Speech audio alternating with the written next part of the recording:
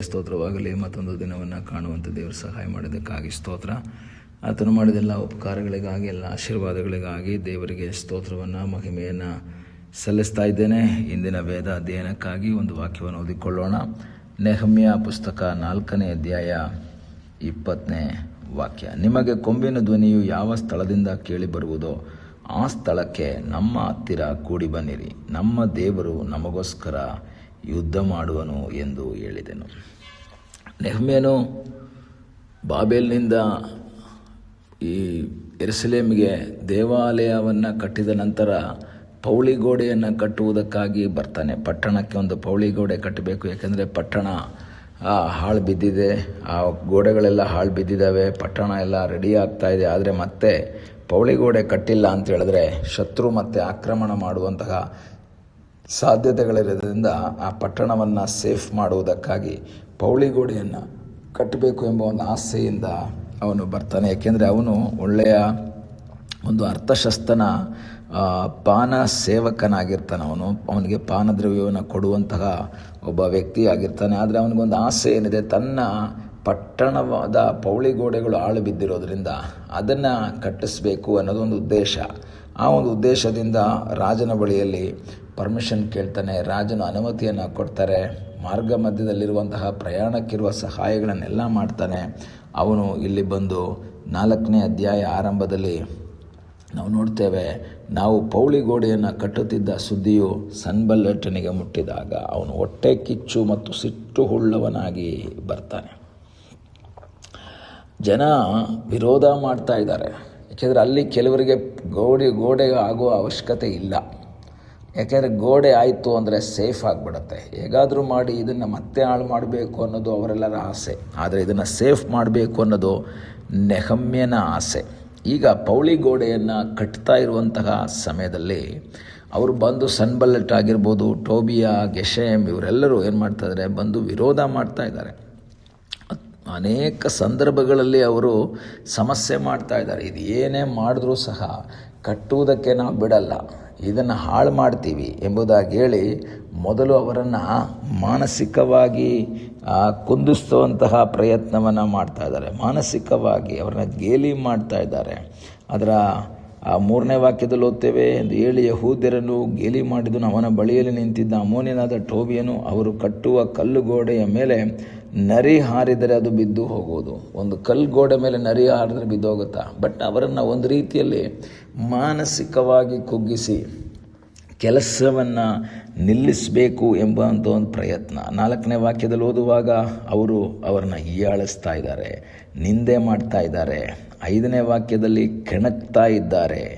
ಆದರೂ 6ನೇ ವಾಕ್ಯ ಹೇಳುತ್ತೆ, ಆದರೂ ನಾವು ಕಟ್ಟುವ ಕೆಲಸವನ್ನು ಮುಂದುವರಿಸು. ಆದರೂ ಸಹ 8ನೇ ವಾಕ್ಯದಲ್ಲಿ ಒಳಸಂಚು ಮಾಡ್ತಾ ಇದ್ದಾರೆ, ಅನೇಕ ರೀತಿಯ ಕಾರ್ಯಗಳನ್ನು ಮಾಡ್ತಾ ಇದ್ದಾರೆ. ಆದರೆ ಈ ನೆಹಮ್ಯನು ತನ್ನ ಜೊತೆಯಲ್ಲಿರುವಂತಹ ಜನರಿಗೆ ಹೇಳುವಂತಹ ಒಂದು ಮಾತನ್ನು ನಾವು ಕೇಳಿದ್ದೇವೆ, ನಮ್ಮ ದೇವರು ನಮಗೋಸ್ಕರ ಯುದ್ಧ ಮಾಡ್ತಾನೆ. ಈ ಬೆಳಗ್ಗೆ ವಾಕ್ಯವನ್ನು ಕೇಳುವಂತಹ ದೇವರ ಮಗುವೆ, ನಿನಗಾಗಿ ಯುದ್ಧ ಮಾಡುವ ಒಬ್ಬ ದೇವರಿದ್ದಾನೆ. ಆತನು ಯಾರು? ಸೇನಾಧೀಶ್ವರನಾದ ಯೆಹೋವನು, ಯುದ್ಧ ಭಟರ ದೇವರು. ದಾವೀದ ಹೇಳ್ತಾನೆ, ನಾನು ಯಾರಲ್ಲಿ ಈಟಿ ಕತ್ತಿ ಬರ್ಜಿಯಿಂದ ನೀನು ಬಂದಿದ್ದೀಯಾ? ನಾನಾದರೂ ಬರ್ತಾ ಇರೋದು ಯಾರ ನಾಮದಲ್ಲಿ ಬರ್ತಾ ಇದ್ದೀನಿ? ಸೇನಾಧೀಶನಾದ ದೇವರು, ಯುದ್ಧ ಭಟರ ದೇವರು ಆಗಿರುವ ಯೆಹೋವನ ನಾಮದಲ್ಲಿ ಬರ್ತಾ ಇದ್ದೇನೆ. ಈ ಬೆಳಗ್ಗೆ ವಾಕ್ಯವನ್ನು ಕೇಳುವಂಥ ದೇವರ ಮಗುವೆ, ನಿನಗಾಗಿ ಯುದ್ಧ ಮಾಡುವಂಥ ಒಬ್ಬ ದೇವರಿದ್ದಾನೆ. ನಿನ್ನಲ್ಲಿ ಒಂದು ಕಾನ್ಫಿಡೆನ್ಸ್ ಇರಬೇಕು. ಯಾರೇ ವಿರುದ್ಧವಾದರೂ, ಯಾರೇ ಏನೇ ಹೇಳಿದ್ರೂ ಸಹ ನಾನು ನಿರಾಶೆ ಪಡಲ್ಲ. ಯಾಕೆಂದರೆ ನನ್ನ ಸಂಗಡ ಇರುವಂತಹ ಒಬ್ಬ ದೇವರಿದ್ದಾನೆ, ನನ್ನ ಜೊತೆಯಲ್ಲಿರುವಂತಹ ಒಬ್ಬ ದೇವರಿದ್ದಾನೆ, ನನಗೆ ಸಹಾಯ ಮಾಡುವ ಸರ್ವಶಕ್ತನಾದ ಒಬ್ಬ ದೇವರಿದ್ದಾನೆ, ಅದ್ಭುತವನ್ನು ಮಾಡುವ ಸರ್ವಶಕ್ತನಾದ ದೇವರು, ಬಿಡುಗಡೆಯನ್ನು ಕೊಡುವ ಸರ್ವಶಕ್ತನಾದ ದೇವರು ನನ್ನ ಜೊತೆಯಲ್ಲಿರೋದ್ರಿಂದ, ನನ್ನ ಸಂಗಡ ಇರೋದ್ರಿಂದ ನಾನು ಭಯಪಡೋದಿಲ್ಲ. ಈ ದಿವಸ ನಮ್ಮಲ್ಲಿ ಒಂದು ಕಾನ್ಫಿಡೆನ್ಸ್ ಉಂಟಾಗಬೇಕು, ನಮ್ಮಲ್ಲಿ ಒಂದು ದೃಢತೆ ಉಂಟಾಗಬೇಕು. ನಾನು ದೇವರಲ್ಲಿ ಆಶ್ರಯಿಸ್ತಾ ಇದ್ದೇನೆ, ನಾನು ದೇವರ ಮುಖವನ್ನು ನೋಡ್ತಾ ಇದ್ದೇನೆ.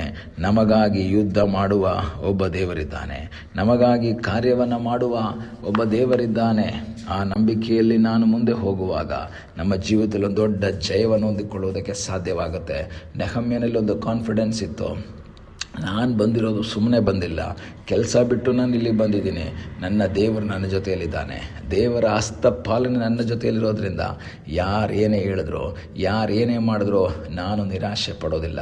ಈ ಬೆಳಗ್ಗೆ ದೇವರಲ್ಲಿ ಆಶ್ರಯಿಸಿರಿ. ನಿನ್ನ ಜೀವಿತದ ವೇದನೆಯಲ್ಲಿ, ನಿನ್ನ ಜೀವಿತದ ಕಷ್ಟಗಳ ಮಧ್ಯದಲ್ಲಿ, ದುಃಖಗಳ ಮಧ್ಯದಲ್ಲಿ ಸಹಾಯ ಮಾಡುವ ಸರ್ವಶಕ್ತನಾದ ಒಬ್ಬ ದೇವರಿದ್ದಾನೆ.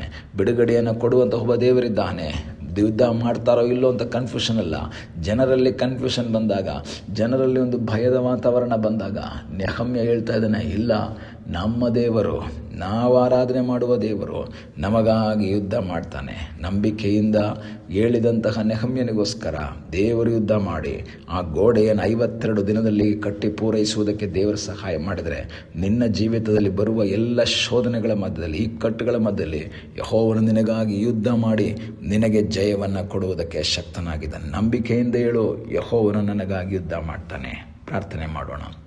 ನಮ್ಮನ್ನು ಬಹಳವಾಗಿ ಪ್ರೀತಿ ಮಾಡುವ ಯೇಸುವೆ, ಸಮಯಕ್ಕಾಗಿ ಸ್ತೋತ್ರ.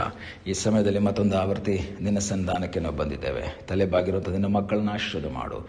ನಿನಗಾಗಿ ಯುದ್ಧ ಮಾಡುವಂತಹ ಒಬ್ಬ ದೇವರು, ನನಗಾಗಿ ಯುದ್ಧ ಮಾಡುವ ಒಬ್ಬ ದೇವರಿದ್ದಾನೆಂಬ ನಂಬಿಕೆಯಿಂದ ಮುಂದೆ ಸಾಗುವ ಹಾಗೆ ಕರ್ತನೆ ನೀನವ್ರಿಗೆ ಕೃಪೆ ಮಾಡು ಸ್ವಾಮಿ. ಪ್ರಾರ್ಥನೆಯನ್ನು ಕೇಳಿದ್ದಕ್ಕಾಗಿ ನಿನಗೆ ಸ್ತೋತ್ರ. ಯೇಸುವಿನ ಮುದ್ದಾದ ಹೆಸರಿನಲ್ಲಿ ಬೇಡಿಕೊಳ್ಳುತ್ತೇವೆ ನಮ್ಮ ತಂದೆಯೇ.